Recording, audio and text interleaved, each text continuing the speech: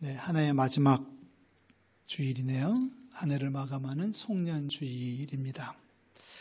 코로나19라고 하는 뜻하지 않았던 문제에 직면하면서 생전 겪어보지 못했던 한 해를 살아왔습니다. 그럼에도 불구하고 예배할 수 있음에 감사를 드리고요.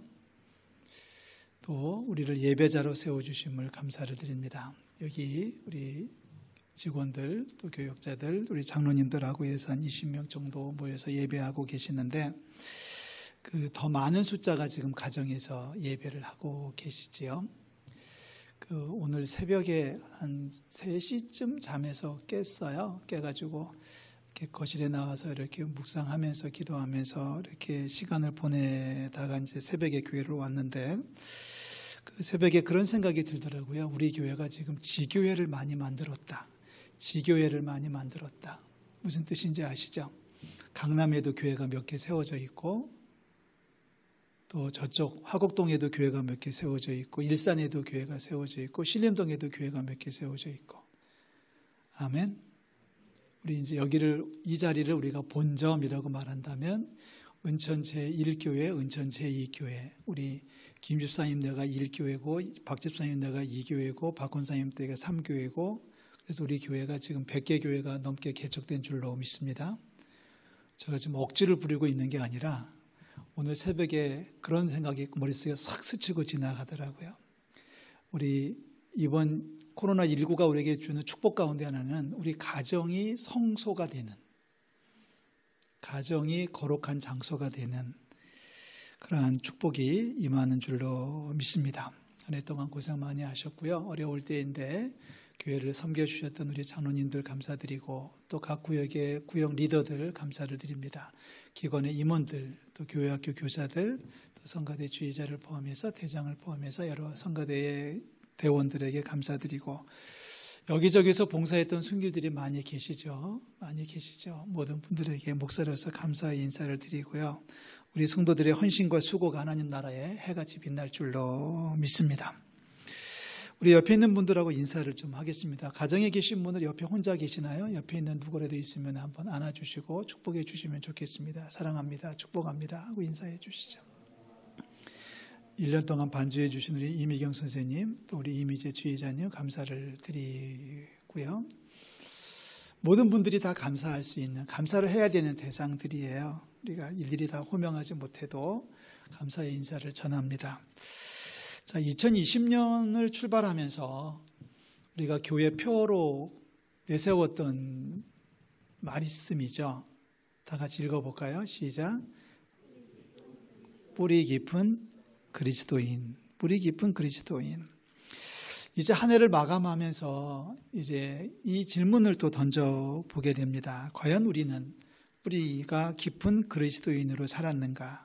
과연 나는 뿌리 깊은 그리스도인으로 살았는가? 그 목사가 장로님들과 상의하고 기도하면서 표를 정할 때 그냥 아무거나 막 잡는 건 결코 아니거든요. 하나님께서 우리에게 뿌리가 깊은 그리스도인으로 살라고 하는 표를 주셨다면 뿌리가 얕은 삶을 살 수 있다고 하는 것을 전제로 하는 하나님의 경고의 메시지였지 않았는가 이런 생각도 가져봅니다.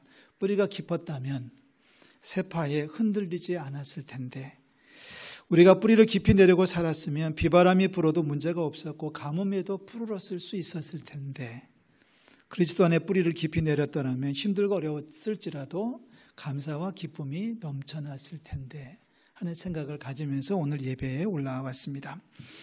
시인 다윗은 복 있는 사람을 이야기하면서 시편 1편에서 복 있는 사람과 복이 없는 사람 소위 악인을 대조해서 이야기하지 않습니까? 시편 1편 3절 4절 말씀을 여러분 한번 읽어보겠습니다. 그는 복 있는 사람이에요. 시냇가에 심은 나무가 철을 따라 열매를 맺으며 그 잎사귀가 마르지 아니함 같으니 그가 하는 모든 일이 다 형통하리로다. 악인들은 그렇지 아니하며 오직 바람에 나는 겨와 같도다. 자, 시냇가에 심은 나무란 얘기는 뿌리가 깊이 내렸다는 의미로 받아들이시면 좋겠어요. 시냇가에 뿌리가 깊이 내렸기 때문에 철을 따라 열매를 맺고 잎사귀가 마르지 않는데 하는 일이 다 형통한데 악인은 그렇지 않다라고 하면서 바람에 나는 겨와 같다라고 설명을 해 주었습니다. 바람에 나는 겨를 여러분 한번 상상해 보십시오. 우리가 살다 보면은 이렇게 작은 휴지 하나가 이렇게 바람에 흔들리는 모습을 많이 보게 되는데, 시골에서 농사하시는 분들은 겨 하나하나가 막 바람에 막 흔들리는 것을 많이 보셨을 것입니다. 복 있는 사람은 시냇가에 심은 나무, 즉 뿌리를 깊이 내리고 있는 나무가 철을 따라서 열매를 맺는데, 뿌리를 깊이 내리고 있기 때문에 웬만해서는 흔들리지 않고 요동치지 않는데, 그런데 아기는 바람에 나는 겨처럼 바람 불면 이리 흔들렸다 저리 흔들렸다, 누가 뭐라고 그러면은 쑥 저쪽으로 치우쳤다가 또 무슨 일 생기면 갑자기 또 이쪽으로 휙 휘날리고 있는, 이것을 바람에 나는 겨라고 설명을 하고 있습니다. 뿌리가 얕기 때문에 세파에 흔들린다는 얘기죠. 하하거리다가 금세 슬퍼지고 징징거리다가 금방 하하거리는 그런 분들 있지 않습니까? 주변 환경이 조금만 좋아지면 세상 다 얻은 것처럼 좋아하다가 주변 환경이 조금 어려워지면 세상 다 잃은 것처럼 눈물로 살아가는 사람들이 많이 있습니다. 우리는 뿌리 깊은 그리스도인이 되시기를 주의 이름으로 축원합니다. 사사시대에 뿌리를 깊게 내리고 살아갔던 인물이 있었습니다. 시대의 영웅 삼손의 아버지 마노아입니다. 삼손의 아버지 마노아, 기원전 1070년 무렵인데요.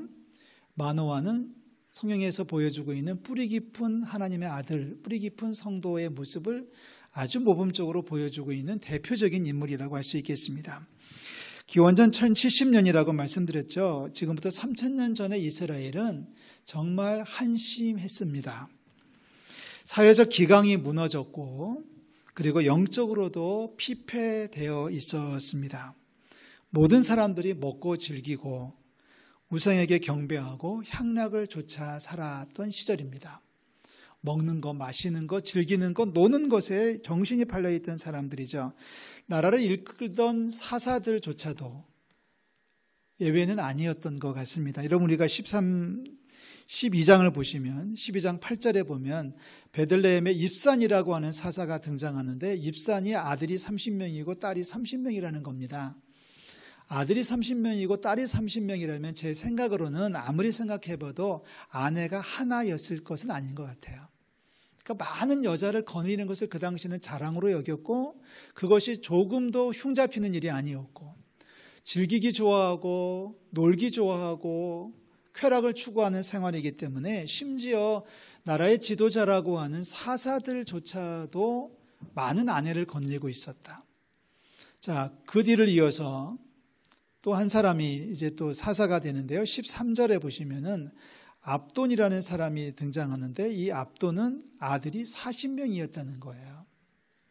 그러니까 사사들조차도 많은 부인을 거느리고 살 정도로 세상은 황폐해져 있었다. 그 이야기를 13장 1절에서는 한 문장으로 요약을 해주고 있습니다. 이스라엘 자손이 다시 여호와 앞에 여호와의 목전에 악을 행하였다. 얼마나 죄를 많이 지었으면 그랬을까. 그러니까 사람들은 놀고 즐기고 먹고 마시는 일에 눈이 팔려 있었던 시절입니다. 그런데 그 시절에 모두가 다 하나님 보시기에 악행을 일삼고 있던 그 시절에 어느 나라 어느 땅에 마노아라고 하는 사람이 살았다는 거예요. 이 마노아라는 사람이 살았는데, 이 하나님께서 마노아에게 아들을 주시겠다고 약속하십니다. 그 아들이 바로 대표적인 사사 가운데 한 명이 삼손 아닙니까? 아들을 주시겠다고 말씀하시면서 마노아에게 당부하는 이야기가 13장에 다 걸쳐서 소개되어지고 있습니다. 오늘 우리는 이 말씀을 살펴보고자 하는 건데요. 마노아, 그리고 마노아의 부인은 세상에 휩쓸리지 아니하고 세상에 빠지지 아니하고 바람에 나는 겨처럼 살아가는 인생이 아니라 하나님의 말씀을 붙들고 뿌리 깊은 하나님의 백성으로 살았다라고 하는 것을 오늘 말씀은 보여주고 있습니다. 첫 번째 이야기입니다. 자, 어느 날 여호와의 사자가 마노아의 아내에게 나타났습니다. 마노아와 마노아의 부인에게는 아이가 없었어요. 자녀들이 없었습니다.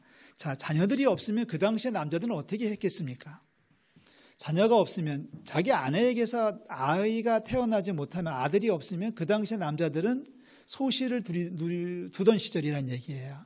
어디 가서 첩을 두던 시절인데 마노아는 올곧게 자기 아내와 더불어서 부부의 도를 간직하고 있었던 사람입니다. 어느 하나님의 사자가 나타나서 이제 마노아의 아내에게 말합니다. 3절이죠. 여호와의 사자가 그 여인에게 나타나서 그에게 이르시되 보라 내가 본래 임신하지 못함으로 출산하지 못하였으나 이제 임신하여 아들을 낳을 것이다. 그런데 여러분 보세요. 4절 말씀이 정말 충격적인 명령입니다. 4절 말씀 다 같이 읽어볼까요? 시작. 그러므로 너는 삼가 포도주와 독주를 마시지 말며 어떤 부정한 것도 먹지 말지니라. 누구에게 먹지 말라는 거예요? 삼손에게 먹이지 말라는 게 아니라 마노아와 마노아의 부인, 그러니까 삼손의 아버지 어머니 너희들은 앞으로 너희들 아들이 태어날 텐데 그 아들은 이 땅을 구원하는 사사가 될 거야. 나신이로 키워줘야 돼. 구별된 사람으로 키워줘야 돼. 그래서 아들한테는 절대로 그 머리에 삭도를 대면 안 돼. 라는 말씀을 하십니다. 그런데 그 말씀을 하시기 전에 마노아의 아내, 즉 삼손의 어머니에게 말씀하시는 거예요. 너는 삼가 포도주와 독주를 마시지 말고 부정한 것은 먹지 말아야 돼. 라는 말씀을 주셨어요. 자, 이 말을 마노아의 아내는 마노아에게 전달합니다. 그리고 하나님의 사자가 마노아한테도 이 말을 똑같이 해주거든요. 너희들은 앞으로 나신인으로 키운 너의 아들들을 위해서라도 너네들부터 부모부터 독주를 마시면 안 돼. 포도주를 마시면 안 돼. 부정한 음식을 먹어서는 안 돼. 라고 하는 것을 명령해 주셨어요. 삼손한테 먹지 말라고 한 게 아닙니다. 부모들에게 먹지 말라고 하셨단 말이에요. 그러나 성도 여러분, 당시 사회가 방탕했음을 잊어서는 안 돼요. 이 이야기를 읽으면서 이 마노아가 살던 이 시절이 얼마나 타락했고 얼마나 황폐해졌었는지를 기억하셔야 됩니다. 모두들 먹고 마시고 즐기는 일에 혈안이 되어 있었고 대낮에도 취해서 그 이리저리 흔들리는 사람들이 여기저기에 보였던 그 시절입니다. 그런데 하나님께서 마노아에게 말씀하시는 거예요. 네 아들을 내가 줄 텐데 니네들이 먼저 포도주와 독주를 마시지 마. 부정한 음식은 먹어서는 안 돼. 그러니까 제사에 바쳐졌던 음식이라든지 우상에게 바쳐졌던 음식은 먹으면 안 된다. 함부로 아무 집에 나가서 아무거나 함부로 먹지 말라는 얘기를 주신 거예요. 하나님 말씀하십니다. 포도주 마시지 마. 독주 그런 거 마시면 안 돼. 부정한 음식 절대 안 돼. 쳐다봐서도 안 돼. 자, 마노아가 어떻게 대답할 수 있을까요? 그 당시에 사람들이었다면 퉁퉁거렸을 거예요. 모두들 다 먹는데요. 모두들 다 마시는데요. 모두들 다 그렇게 하는데요. 그런 거 안 마시면 사회생활 못해요. 무슨 재미로 살아요? 포도주도 마시지 않고 독주도 마시지 말라고요. 그런 거 하면 무슨 재미로 살아요? 그런 거 마시지 않으면 사회생활 못해요. 적당히 어울리지 않으면 친구들 다 떨어져 나갈 거예요. 이게 그 당시 사람들의 대답이었을 겁니다. 그런데 마노아는 뿌리가 깊은 하나님의 백성이었습니다. 세파에 흔들리지 않아요. 모두들 가서 포도주 마시고 흉청거리고 독주 마시고 취해가지고 벌벌 떨고 있을지라도 모두들 다 부정한 음식 먹으면서 즐기고 있을지라도 하나님의 말씀을 따라서 마노아와 마노아의 부인은 나실인을 위해서 아들을 위해서 하나님 말씀 붙들고 뿌리 깊은 사람으로 인생을 살았다고 하는 것을 기억해 주셔야 됩니다. 누가 뭐라고 해도 달콤한 말로 유혹해도 어떤 사람들이 험한 것으로 협박을 한다 할지라도 우리 뿌리 깊은 그리스도인은 십자가만을 바라보는 인생을 살아가는 겁니다. 우리 금년도 표를 정하면서 내세웠던 성경 구절이죠. 골로새서 2장 6절과 7절 말씀입니다. 여러분 외우실 수 있나요? 읽어보겠습니다. 그러므로 너희가 그리스도 예수를 주로 받았으니 그 안에서 행하되 그 안에 뿌리를 박으며 세움을 받아 교훈을 받은 대로 믿음에 굳게 서서 감사함을 넘치게 하라. 그리스도 예수를 주로 받았으니 그 안에 뿌리를 박고 예수 그리스도를 주님으로 섬기고 있기 때문에 주님에게서 주시는 양분, 주님에게서 받는 양분을 가지고 세상을 살을지어다. 이게 골로새서 2장 6절 말씀 아니었습니까? 7절 말씀이지 않습니까? 뿌리가 낮은 사람은 뿌리가 넓은 것 같아요. 여기저기 뻗치고 있다가 여기서도 조금 얻어먹고 저기서도 조금 즐기고 여기서 조금 즐기고 여기서 조금 놀다가 보면 세파에 흔들릴 수밖에 없어요. 그래서 다윗이 고백하는 것처럼 바람에 나는 겨와 같은 인생입니다. 금방 웃다가 금방 울다가 금방 헤아거리다가 금방 징징거리다가 금방 세상 다 얻은 것처럼 좋아하다가 금방 누구 죽은 것처럼 슬퍼하는 사람들 많이 보았습니다. 오늘 스스로 질문을 던져보면서 마지막 주의를 보냅니다. 뿌리 깊은 그리스도인으로 살았는지, 우리가 뿌리 깊은 그리스도인으로 살았는지를 살펴보시면 좋겠어요. 두 번째, 마노아의 모습에서 우리가 배울 수 있는 또 하나의 뿌리 깊은 모습은 그가 하나님과 끊임없이 소통하고 있다는 거예요. 하나님과 끊임없이 소통해요. 자, 하나님의 사자가 아들을 주겠다는 말씀을 주셨을 때는 마노아의 아내에게 주었습니다. 그러니까 마노아의 아내가 남편에게 와가지고 내가 이런 분을 만났는데 이런 말을 합시다 하고 얘기를 해줘요. 그랬더니 마노아가 8절에 보니까 하나님 앞에 기도합니다. 주여 구하옵나니 주께서 보내셨던 하나님의 사람 우리에게 다시 오게 하사 우리가 그날을 아이에게 어떻게 행할지를 우리에게 가르치게 하소서. 참 대단한 사람이죠. 지금처럼 아내와 남편이 거의 동등된 위치에 있던 시절이 아니라 남편은 하늘이고 아내들은 여자들은 땅이었던 시절입니다. 그런데 아내의 경험을 그대로 인정하면서 그 문제를 가지고 하나님 앞에 기도하지 않습니까? 계속해서 마노아는 하나님의 뜻을 묻습니다. 8절 보시죠. 마노아가 여호와께 기도하여 이르되 주여 구하옵나니 주께서 보내셨던 하나님의 사람을 우리에게 다시 오게 하사 우리가 그 낳을 아이에게 어떻게 행할지를 우리에게 가르치게 하소서. 자, 사사시대의 특징을 뭐라고 말씀드렸냐면 자기 소견에 좋은 대로 행했다 그랬습니다. 자기가 좋으면 막 했던 거예요. 그때 당시는 그랬습니다. 뭐 남 신경 쓸 거 없고 특별히 하나님의 뜻을 물을 필요도 없이 그냥 자기 소견에 좋으면 하고 싫으면 말고 하던 것이 사사시대의 특징이었습니다. 그런데 지금 마노아는 뭐라고 그래요? 아버지요, 이 아이를 우리가 어떻게 기러야 될지 어떻게 행할지를 우리에게 가르쳐 주세요. 가르쳐 주세요. 그러니까 내 마음대로 키우지 않고 하나님의 뜻대로 키우도록 하나님 가르쳐 주세요라고 묻습니다. 자, 12절에도 똑같은 질문을 던지네요. 12절입니다. 마노아가 이르되 이제 당신의 말씀대로 되기를 원합니다. 이 아이를 어떻게 기르며 우리가 그에게 어떻게 행하리이까? 아버지 마음대로 아들을 키우는 게 아니라 하나님 뜻대로 아들을 키우겠다고 하는 마노아의 신앙 고백이 여기에 깊이 담겨져 있는 대목입니다. 그 당시 자기 소견에 좋은 대로 행했던 당시의 사람들을 비교해서 보면 마노아는 뿌리 깊은 사람임에 틀림없습니다. 모두들 지 마음대로, 심지어는 아들이 말을 안 듣는다고 아들을 그냥 잡아 죽이던 시절이거든요. 그러한 세상 세파에 흔들리지 아니하고 한 여인에게서 부부의 도를 간직해 가면서 아들을 주신다고 하니까 기도하는 거죠. 하나님, 이 아들을 내가 어떻게 키워야 될지 알려주시옵소서. 물어요. 내 뜻을 고집하는 게 아니라 하나님의 뜻을 묻는 것이 기도입니다. 내가 하고 싶은 것을 하겠다고 해놓고 도장 찍어달라고 하는 것이 기도가 아니라 하나님 제가 무엇을 할까요? 라고 물어보는 것이 사실은 기도입니다.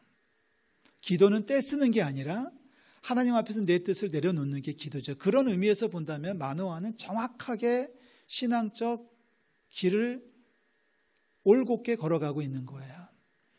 아들 주셨으니 이젠 됐다. 아들 내가 잘 키워서 뭐 하겠다. 그게 아니라 아버지 이 아들을 주신다면 이 아들을 어떻게 키우는지를 제게 알려주십시오. 라고 하는 믿음의 고백을 우리는 여기서 읽게 됩니다. 마지막 한 가지만 더 볼까요? 마노아가 착한 심성을 가지고 있어요. 그래서 마노아는 주의 사자에게 말합니다. 염소 새끼 하나를 잡아다가 하나님의 사자를 대접하겠습니다. 라고 하는 말을 해요. 15절이죠. 그랬더니 하나님의 사자가 이제 거절합니다. 그런 거 하려면 나한테 하지 말고 하나님 앞에 번제로 드려라. 이렇게 얘기를 해요. 그랬더니 마노아가 주의 사자의 말을 듣고 곧바로 행동합니다. 19절 말씀 보세요. 이에 마노아가 염소 새끼와 소제물을 가져다가 바위 위에서 여호와께 드렸다. 결국 뿌리 깊은 그리스도인의 가장 대표적이고 중요한 기본적인 모습은 예배 아니겠나 싶어요. 예배하는 그리스도인입니다. 예배하는 그리스도인. 제 친구들하고 통화를 하면서 그런 얘기 하더라고요. 100년 전에 이런 일이 발생하지 않은 게 얼마나 감사한지, 우리에게는 온라인 예배라고 하는 기술을 주셔서 그래도 예배할 수 있으니 얼마나 감사하냐, 이런 얘기를 하더라고요. 그래서 그 말을 들으니 또 맞는 거예요. 그러니까 세파에 흔들리는 사람들은 교회 못 가, 그럼 관두지 하고서 그냥 세상에 휩쓸릴 수 있다면 우리들은 절대로 그렇지 않습니다.